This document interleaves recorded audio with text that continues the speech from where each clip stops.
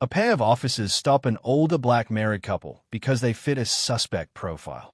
However, everything shifts when their son arrives on the scene. Ease up on the speed a bit, Charles. You understand how things work around these parts, Loretta said, her voice carrying just enough worry for Charles to look her way. His grip on the steering wheel was firm, knuckles showing pale against the worn leather cover, yet he kept his voice measured. I'm staying within the speed limit, Loretta. There's nothing improper about my driving. The evening sun was sinking beyond Huntsville, Alabama, casting the road in golden hues. It was Sunday evening, and they still wore their church attire. Their Cadillac, aged but immaculate, traveled down the two-lane road bordered by pine trees and small properties. This route had always brought them comfort and tranquility. Yet something felt off about today. Loretta checked the side mirror once more, then turned back to Charles. That car has been following us for 4 city blocks. Charles remained quiet initially, then adjusted his rearview mirror to confirm what she had noticed. A police cruiser, its headlights bright despite the daylight, maintained just enough distance to make its presence known. His jaw tensed, but his tone remained calm. Perhaps they are simply traveling to their destination. Loretta disagreed, shaking her head while gripping her handbag more tightly. Their destination appears to be behind us, Charles. The car's atmosphere grew heavier than the soft gospel music still playing in the background. The lyrics "His eye is on the sparrow" now seemed almost ironic. Charles attempted a reassuring smile, trying to comfort his wife. We haven't committed any wrongdoing, sweetheart. Just remain composed. Yet in his heart, he understood what she understood. In this region of Alabama, being innocent didn't guarantee safety. 2 additional blocks passed. The patrol vehicle remained behind them. Loretta's breathing became more rapid. Charles activated his turn signal ahead of schedule for the upcoming turn, hoping to demonstrate respect and courtesy to maintain peace. Blue emergency lights began flashing behind them. The siren gave a brief sound. Loretta's spirits dropped. "Dear Lord, please," she murmured quietly, pressing her palms together as if she were back in church. Charles steered the vehicle to the roadside, gravel making noise beneath the wheels. He turned off the engine, positioning his hands at 10 and 2 o'clock, as he had been instructed, as every black man in America learns to do. Remain seated, avoid sudden movements, and speak calmly, Charles whispered to Loretta without making eye contact. His attention was on the side mirror where the patrol car had stopped, with doors still shut. Loretta spoke in barely audible tones. "What have we done wrong? We just left church." Charles took a hard swallow, observing as 2 figures finally emerged from their vehicle. Both officers moved slowly and purposefully, like actors in a nightmare. One adjusted his equipment belt, while the other touched his hat's brim. The Sunday sunshine no longer felt comforting. It felt harsh. However, Charles was unaware.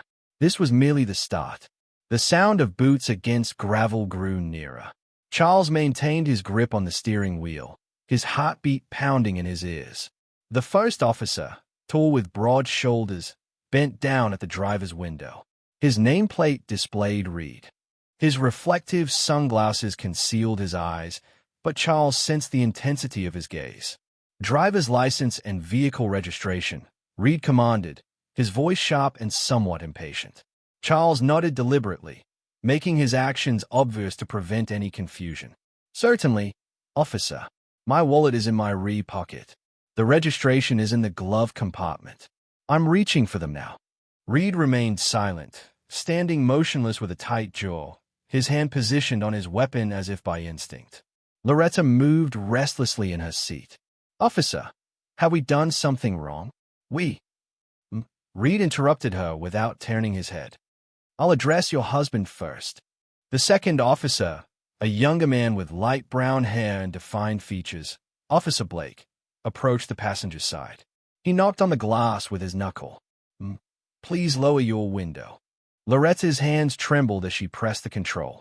"Yes, sir." Blake crouched down slightly, looking inside with an unusual smile. "Where are you folks going this afternoon?" "We're heading home," Loretta responded quietly. "We just attended church." Blake raised his eyebrows as if her answer entertained him. "I see. Which congregation?" "St. Luke's Baptist," Loretta replied. Charles provided his license and registration. Reed examined them more thoroughly than needed, then looked back at Charles. Do you reside in this area? Yes, sir. On Willowbrook Drive, near Governor's Drive. Reed glanced toward the patrol car, then at Blake. A wordless communication occurred between them, the type that conveys everything without speaking. Mr. Gaines, Reed eventually stated, your automobile fits the description of one connected to a break-in that occurred today. Charles looked surprised, stunned. A break-in? Officer, this is my vehicle. I've owned it for 2 decades. We'll determine that, Reed responded with a monotone voice. Loretta grasped her husband's arm, whispering, Charles, what is happening? We haven't committed any crimes. Blake interjected again, his tone becoming sharper. I require you to keep both hands visible. Loretta slowly raised her shaking hands, resembling someone being robbed. The irony was not lost on her. Charles took a deep breath. Officer, you have my identification. You can see that we're not. Reed leaned nearer, his shadow falling across the dashboard. Sir, don't complicate this situation. Simply cooperate. Something in his voice wasn't about following protocol. It was about asserting dominance. Loretta's lip trembled. Charles could sense her fear without looking at her. He kept his voice calm and steady, like someone walking on a tightrope. Officer, I am cooperating, but I need to understand what you're accusing us of. We've committed no wrongdoing. Reed stayed at him for an uncomfortably long moment, then stepped back slightly. Exit the vehicle. Loretta inhaled sharply. What? No. Why? Blake snapped. Stay calm. Charles's grip tightened on the wheel. He could feel Loretta shaking beside him. He thought of headlines he'd seen repeatedly. He thought of his son, and he hoped the message Loretta was preparing to send would reach him quickly. But the most difficult part was yet to come. Charles emerged slowly, keeping his hands raised at chest level, moving as if the atmosphere had become fragile glass that might break with an incorrect motion. Face away from me, Reed commanded, his voice sharp like a whip's crack. Charles complied, feeling the warm Alabama dirt beneath his polished church shoes. Behind him, he heard Loretta's unsteady breathing. Sir, Charles started cautiously. I understand my rights. You don't have permission to search my vehicle. Reed smiled slightly, the type of smile you can detect without seeing it. Sir, I have reasonable suspicion. For what? Returning home from worship. Charles asked, his voice becoming tighter despite his efforts to remain calm. Sir, don't be smart with me. Reed moved closer, searching Charles's pockets with rough, intentional pats. You match the suspect description. Charles clenched his jaw. What description would that be exactly? Black man operating a Cadillac. Reed's quiet response was explanation enough. On the passenger side, Blake leaned through Loretta's open window, scanning the dashboard, seats, and glove compartment. Officer, Loretta's voice broke like aged wood. You cannot simply... Blake said harshly.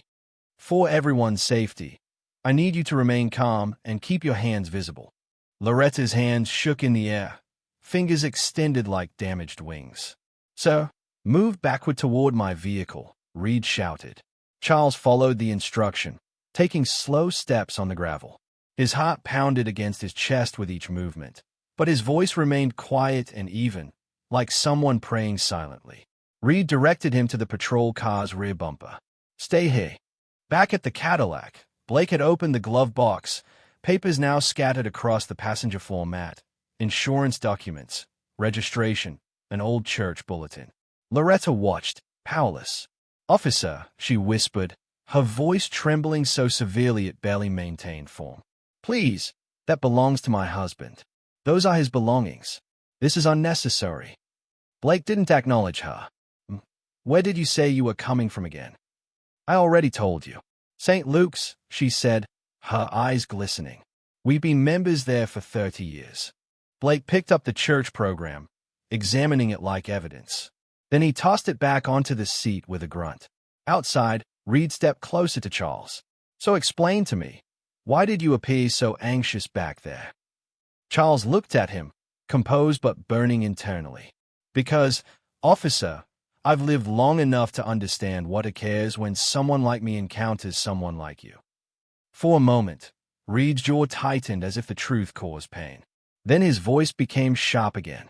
Stay silent. Charles caught Loretta's eyes through the windshield, wide, wet, pleading. She mouthed something he could barely interpret, but he understood what it was. Call him. Loretta's hands slowly moved toward her lap, gentle like a leaf floating on calm water. Her fingers touched her phone inside her purse. Her heart slammed. If Blake noticed her, but Blake was still searching through the car.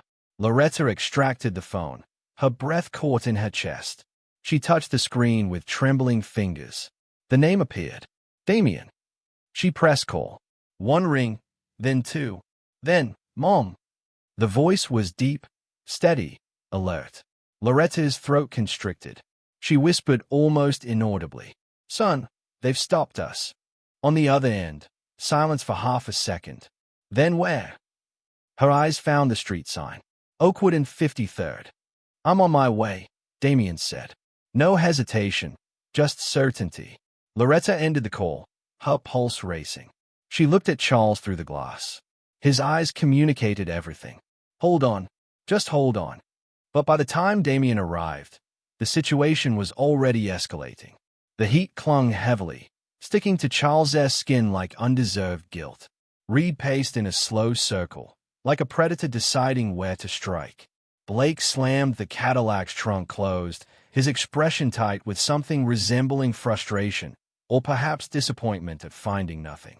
Nothing there, Blake muttered to Reed as he returned. Reed grunted, then turned to Charles. So, you're claiming you have nothing to conceal. Is that why you appeared so nervous? Charles's voice was steady, but each word was forced through clenched teeth. I told you we were returning from church. You have my identification. You have my registration. What else do you require? Reed stepped closer, his boots crushing the gravel like broken glass. Do you have an issue with how I'm performing my duties? No, sir, Charles said, maintaining Reed's gaze. I have an issue with you attempting to humiliate me in front of my wife. For a moment, neither man moved. The air between them buzzed with something dangerous. Blake shifted uncomfortably, fingers brushing his duty belt's edge as if waiting for justification. Inside the car, Loretta pressed her lips together to prevent crying out. She returned the phone to her purse, her heart racing so intensely it made her chest hurt. Damien's voice still echoed in her mind. I'm coming. Reed, Blake said quietly. Dispatch just contacted us. They said. Not now, Reed snapped, eyes locked on Charles. Blake hesitated, then stepped back. Sir, Reed said slowly, I could arrest you right now. Obstruction, non-compliance. Want to test me? Charles's nostrils flared, but his voice didn't rise. You want to arrest a 78-year-old man for driving home from church. Go ahead, make that call. Reed's jaw twitched. His hand hovered near his weapon now, not gripping it, but close enough to send a message. Loretta couldn't endure it anymore.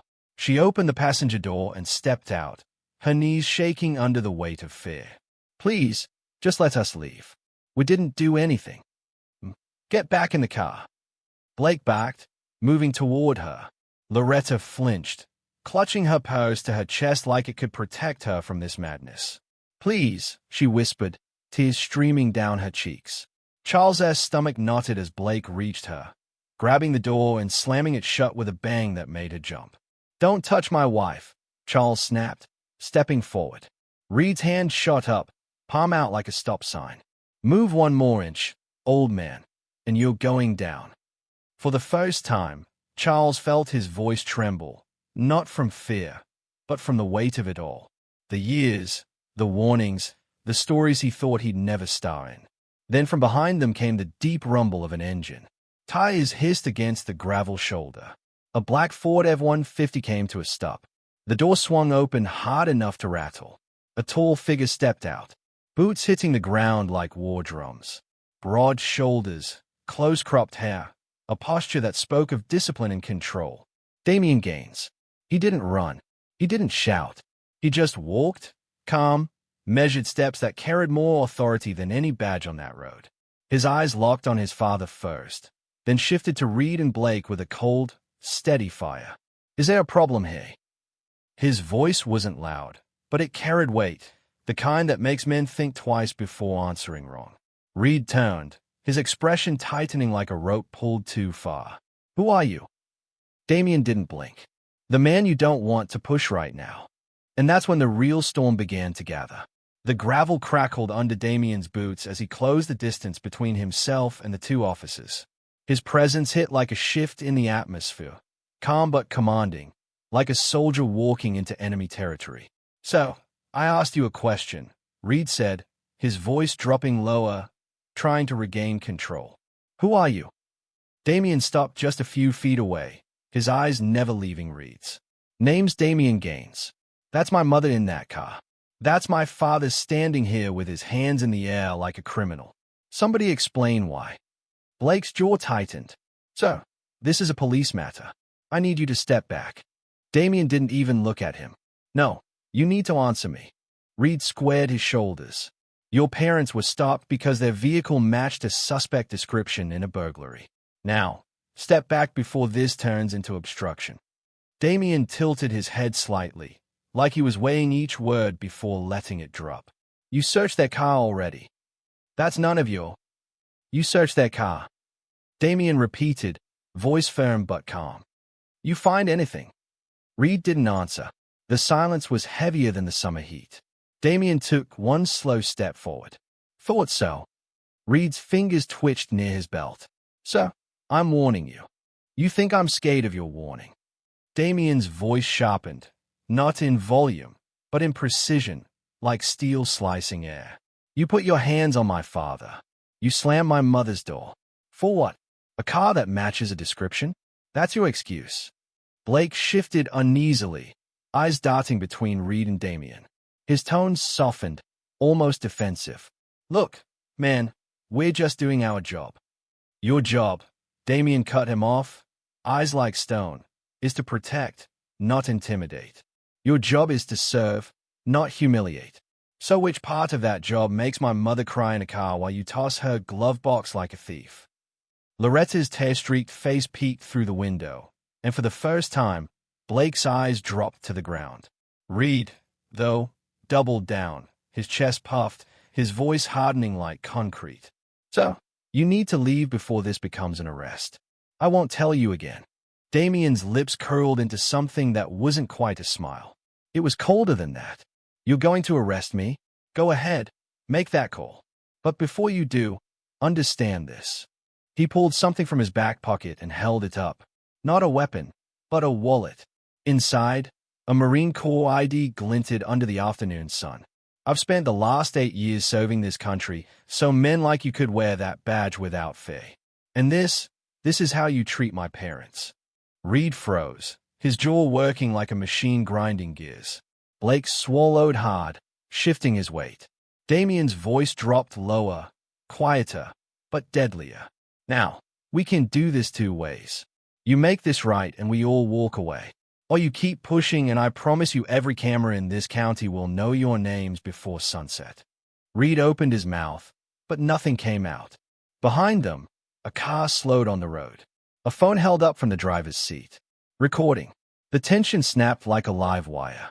Blake noticed first. Reed, he murmured, nodding toward the car. Reed's eyes flicked to it, then back to Damien. For the first time, his confidence cracked. But Damien wasn't done yet. Damien stepped closer, closing the last few feet until he stood eye to eye with Reed. The silence between them stretched tight like a wire ready to snap. You have 30 seconds, Damien said softly, his voice steady, controlled.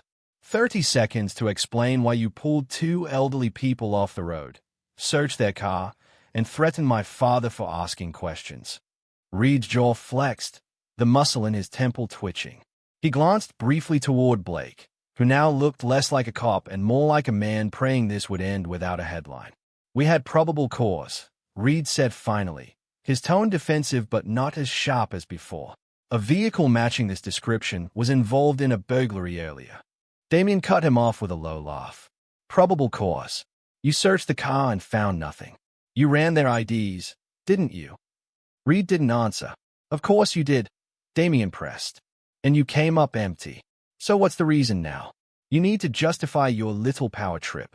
Blake took a step forward, palms out slightly. Sir, listen, maybe things got a little heated, but we can calm this down. Damien's eyes shifted to Blake, sharp enough to slice through his words. Calm it down? My mother's in tears. My father's standing here like a suspect in his own town. You don't get to calm it down after you've humiliated them. Loretta pushed the passenger door open again, her voice breaking as it carried across the gravel. Damien, baby, please, let's just go. He toned, and for a split second, his face softened, but when he looked back at the officers, the steel returned. You hear that? Damien said, pointing toward the car. That's a 76-year-old woman begging for peace after you shattered her Sunday. If you've got any ounce of decency left, you're going to apologize to her right now. Reed scoffed, but it was thin, like paper tearing in the wind. We don't owe anyone an apology. We were doing our job. Damien stepped in so close their chests nearly touched. His voice was ice. Doing your job doesn't mean stripping people of their dignity. Doing your job doesn't mean making a grandmother cry. But if that badge gives you the idea you can terrorize whoever you want without consequences, you picked the wrong family today. Blake's Adam's apple bobbed as he swallowed hard. The car still parked on the road was filming, and now another vehicle slowed behind it. Phones were out. 2 cameras, maybe 3. Reed, Blake said under his breath, nervous now. Reed looked at the growing audience, then back at Damien. The fight in his eyes flickered. Finally, he stepped back. Sir, you're free to go. Damien's jaw tightened. Not good enough. Reed's nostrils flared. For a long moment, the air was thick with pride and rage. Then, through gritted teeth, he muttered, I'm sorry for the inconvenience. Loretta's lip quivered. Charles slid an arm around her shoulder, holding her up like a pillar. Damien nodded slowly. Now apologize to him, too. Reed's glare could have burned through stone. Sir, I'm sorry. Charles didn't speak. He just looked Reed dead in the eye, decades of quiet endurance weighing behind his stare. Good, Damien said finally. Now get in your car and leave. Reed hesitated, but Blake tugged his sleeve. Without another word, they turned and walked back to the patrol car. Damien stood there, chest heaving like he just stepped out of combat, watching until those flashing lights disappeared down the road. He turned back to his parents. Loretta was crying softly now, her face buried against Charles's shoulder. Charles kept his arm tight around her, his eyes wet but hard. Damien walked over and knelt so he was level with them. His voice dropped to a whisper. I'm sorry you had to go through that, both of you. Loretta cupped his face with trembling hands. You got here just in time. Damien glanced down the road where the patrol car vanished, then back at his parents. No, Ma, I got here late. It should have never happened. But Damien knew this wasn't the end. It was just another chapter in a story too many families knew too well.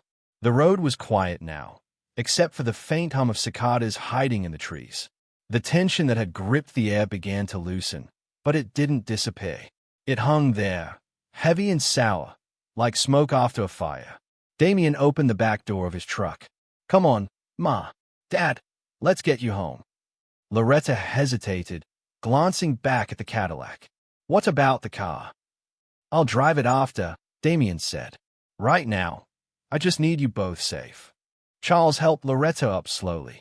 Her legs felt weak, and Damien slipped an arm under hers, holding her steady like she was fragile glass. She had never felt this small before, not even in her hardest years. As they reached the truck, Loretta turned a tear-streaked face toward her son. Baby, thank you. If you hadn't come. Her voice cracked, and she couldn't finish. Damien squeezed her hand gently. I told you I'd always protect you, Ma. Always. Charles climbed in next, moving slower than usual. His eyes weren't just tired. They were heavy, like the weight of decades pressed on his shoulders all at once. Damien shut the door and leaned against the truck for a moment, staring down that empty road. He saw nothing but trees and asphalt, but in his mind, he saw every headline he'd read in the past 5 years every video clip that ended in someone's blood on the pavement. He let out a breath that burned on the way out. I faced enemy fire, Ma, he said quietly once he slid into the driver's seat. I've seen combat, but I've never felt fear like I did getting that call from you. Loretta looked at him with tired eyes, her fingers clutching the cross that hung from her neck. Baby, you shouldn't have to fight here at home, too. Damien didn't answer right away. He just started the truck and pulled onto the road, the sun dipping lower behind them. Then, finally, he spoke. People talk about freedom, he said softly. But what good is freedom if you can't even drive home from church without being treated like a criminal? Charles stared out the window, his voice low but firm. That's why you live with dignity, son. Even when they try to strip it away, they can't take what you refuse to give. Damien nodded slowly, gripping the wheel tight. His father's words sank deep like roots finding soil. As the truck turned onto Willowbrook Drive, Damien glanced at his parents, two people who had carried him through life, now needing him to carry them through this moment. And he made himself a silent promise. This would not break them. Not tonight. Not ever. The truck rolled down the driveway as the sky turned to gold. But the fire inside Damien didn't cool. It burned, not with rage, but with resolve. Because this wasn't just about his family. It was about every family who had ever been pulled over and prayed to make it home alive. And Damien knew one thing for sure. As long as he had breath in his body, he would fight for a world where no mother had to cry behind a steering wheel again.